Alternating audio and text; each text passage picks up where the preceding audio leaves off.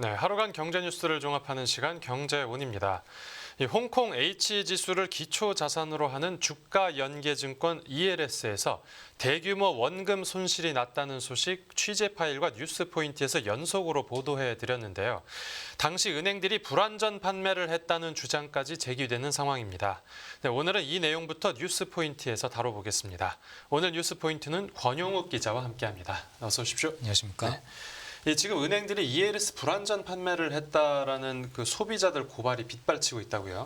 네, 그렇습니다. 은행에서 ELS 상품에 가입할 때 이 홍콩 H지수의 높은 변동성과 ELS라는 그 투자 위험에 대해서 충분한 설명을 듣지 못했다라는 그런 주장들이 많이 제기가 되고 있는데요. 네. 내년 상반기에 만기도래에 따른 손실 규모만 최소 3조 원 정도 이를 것으로 예상이 되는데 네.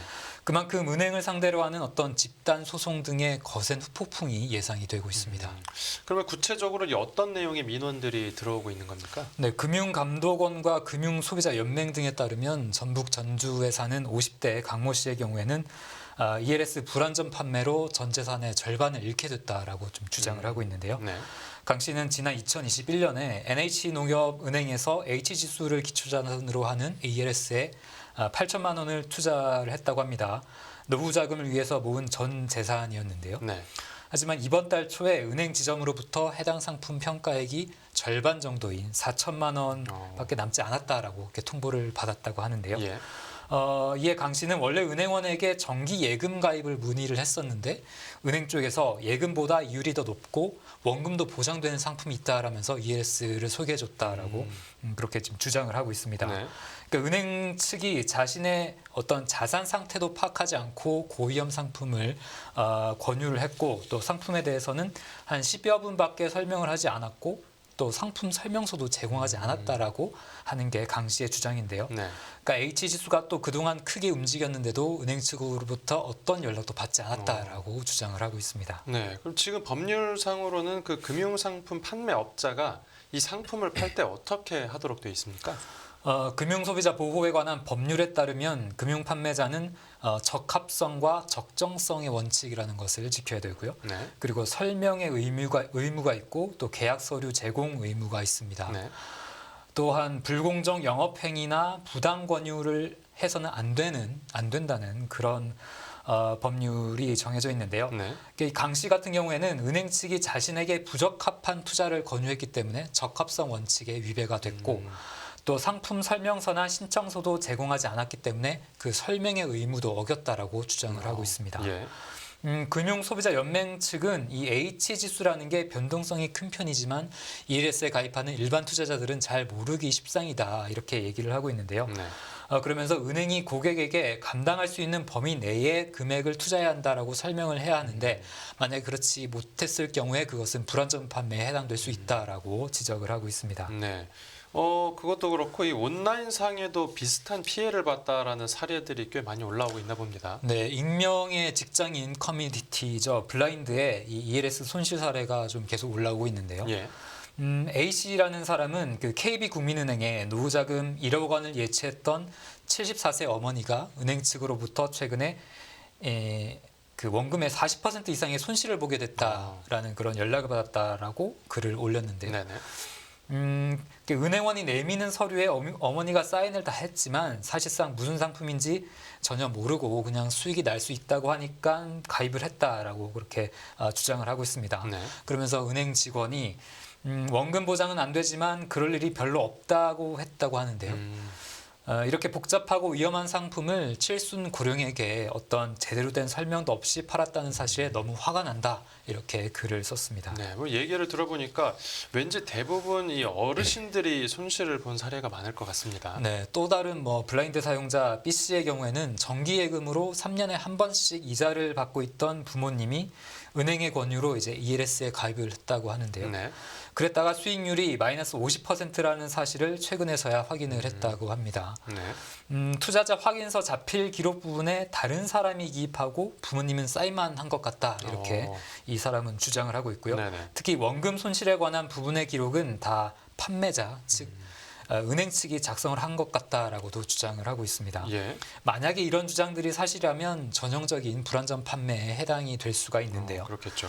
시중 은행 관계자들에 따르면 그 완전 판매를 하려면 한 상품당 한 40분에서 50분 정도가 소요가 된다고 해요. 네. 그렇기 때문에 현실적으로 이 완전 판매와 불완전 판매 그 경계에 있는 사례가 굉장히 많을 것 같다라고 은행 관계자들은 좀 우려를 하고 있고요. 네.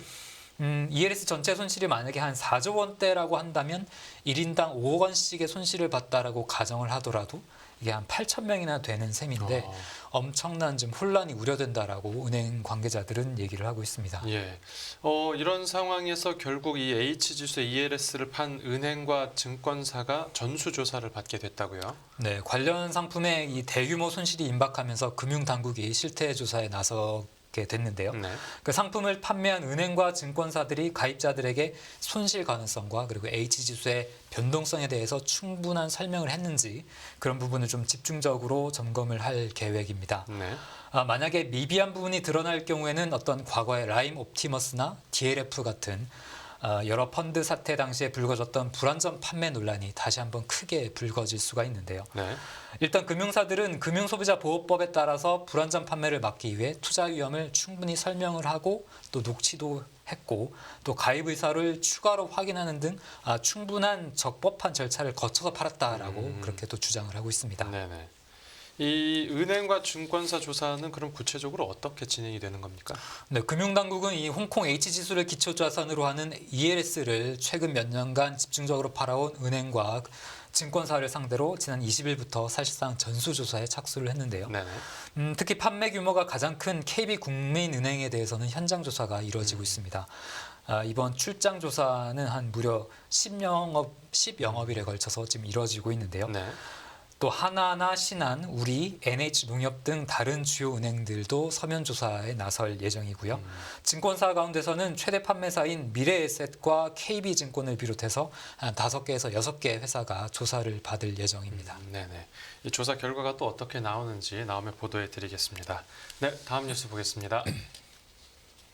네, 한국은행 금리 또 동결할 듯 전문가 앞으로 인상 없을 것. 이번에 금융권 소식인데요. 한국은행 기준금리 결정이 이제 코앞으로 다가왔습니다. 이번에도 기준금리 동결에 대한 관측이 많다고요. 네, 그렇습니다. 기준금리가 현재 수준인 3.5%에서 유지될 가능성이 좀 커 보이는데요. 예. 경기 회복세가 무엇보다 뚜렷하지 않는 데다가 부동산 PF 같은 금융권 불안도 좀 여전한 상황이라서 금리를 올리기가 좀 쉽지 않을 것으로 그렇게 평가가 됩니다. 네. 그러니까 반대로 금리를 내리는 것도 좀 쉽지가 않은데 가계 부채 문제가 심각한 상황이고 네. 물가 위험도 잠재적으로 좀 상존을 하고 있습니다. 거기다가 한국과 미국과의 금리 차이도 굉장히 좀 역사적인 수준으로 많이 벌어진 상태라서 네. 한국은행이 금리를 내리기가 쉽지 않은 상황인데요.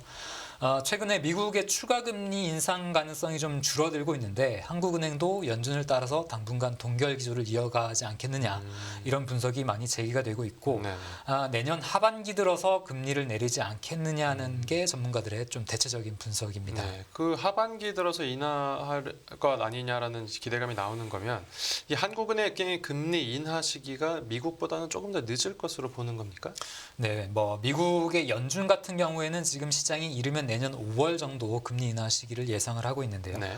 만약에 내년 5월이나 6월에 연준이 금리를 인하하기 시작하면 한국은행이 그것을 확인하고 7월 달 정도부터 금리를 내리지 않겠느냐 이런 게 전문가들의 예상인데요. 예. 그러니까 물론 지금 미국이 소비 지출을 중심으로 경기 지표가 좀 안 좋게 나오는데 이 경기가 빠르게 좀 둔화가 된다면 연준의 금리 인하 시점도 조금 더 앞당겨질 수가 있습니다. 네네. 그리고 또 한국은행이 2분기부터 금리를 인하할 것이란 전망도 제기가 되는데요. 예. 그러니까 한국이 지금 내수 부진을 겪는 만큼 미국과 비슷한 시기에 같이 금리 인하에 나올 수 있다라는 게 일부 전문가들의 설명입니다. 네네. 한국 같은 경우에 내년 상반기에 보면 수출이 지금보다는 회복이 될 것이라는 전망이 많은데 네. 이 소비 지출 전망이 지금보다는 좀 나빠질 것이다라는 전망이 좀 많거든요. 예. 특히나 또 부동산 경기가 좀 다시 하락하면서 내수 부진 속도가 가팔라질 것이다라는 우려도 좀 계속해서 나오고 있습니다.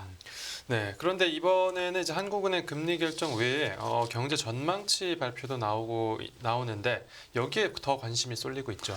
네, 그렇습니다. 한국은행의 성장률이나 물가 전망치 수치가 어떻게 바뀔지 시장은 좀 주목을 하고 있는데요. 네. 그러니까 지난 8월에 보면 한국은행이 올해 실질 성장률 전망치를 1.4% 그리고 내년 성장률 전망치는 2.2%로 전망을 했고요. 예. 소비자 물가 같은 경우에는 올해 3.5%, 내년에는 2.4%로 추정을 했습니다. 이번에는 기존 전망치가 어떻게 바뀔 것인지 전문가들 사이에서 의견이 좀 분분한데 네. 소비자 물가의 둔화 속도가 기존 전망보다는 조금 더 느려지지 않겠냐라는 그런 분석이 좀 많이 제기되고 있습니다. 네. 알겠습니다. 다음 뉴스 보겠습니다. 네, 경찰 비자금 의혹, 한글과 컴퓨터 김상철 회장 아들 영장 신청.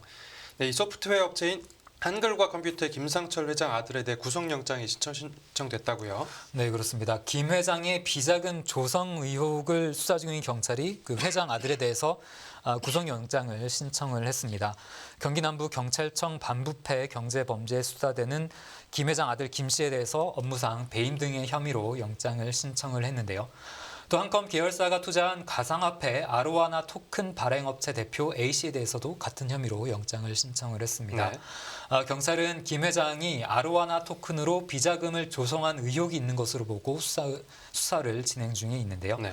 지난해와 올해 7월에 두 차례에 걸쳐서 이 한컴타워 회장실과 계열사 사무실을 압수수색한 뒤에 지금까지 관련 자료를 분석해 왔습니다. 이 아로하나 토큰이라는 건 어떤 가상화폐입니까? 네, 한컴 계열사인 블록체인 전문 기업 한컴위드라는 곳이 지분을 투자한 가상화폐인데요. 네.